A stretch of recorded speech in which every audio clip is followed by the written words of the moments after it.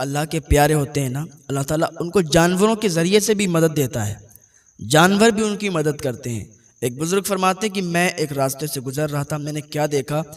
کہ ایک اللہ کے ولی لیٹے ہوئے تھے اور سانپ، اژدہا، یاسمین کی ٹہنی لیے ہوئے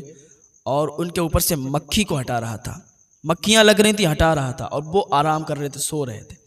میں دیکھ کر حیرت میں پڑ گیا۔ میں نے دیکھا تو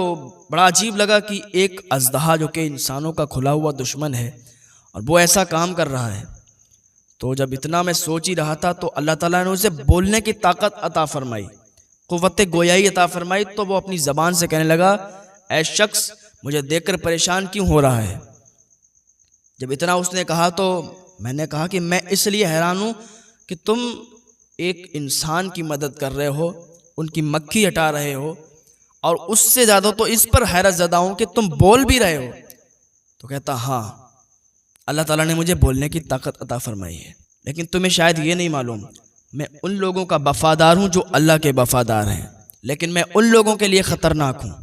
جو اپنی زندگی اللہ کے لیے نہیں گزارتے، جو گناہگار ہیں، گناہگاروں کے لیے میں خطرناک ہوں، لیکن اللہ کے نیک بندوں کے لیے میں ہر وقت حاضر ہوں، اللہ کے نیک بندوں کو کبھی بھی تکلیف نہیں پہنچاؤں گا اور کبھی بھی تکلیف نہیں پہنچاتا ہوں۔ تو ایسے ہوتے ہیں اللہ کے ولی، ان کی مدد کرنے کے لیے جانور بھی آگے آ جاتے ہیں، کبھی تو کوئی شیر آگے آ جاتا ہے، کبھی کوئی اژدہا بن کے آگے آ جاتا ہے، کبھی کوئی جانور، کبھی کوئی جانور۔ اللہ پاک ہمیں نیک عمل کی توفیق عطا فرمائے، اللہ میں گناہوں سے بچنے کی توفیق عطا فرمائے۔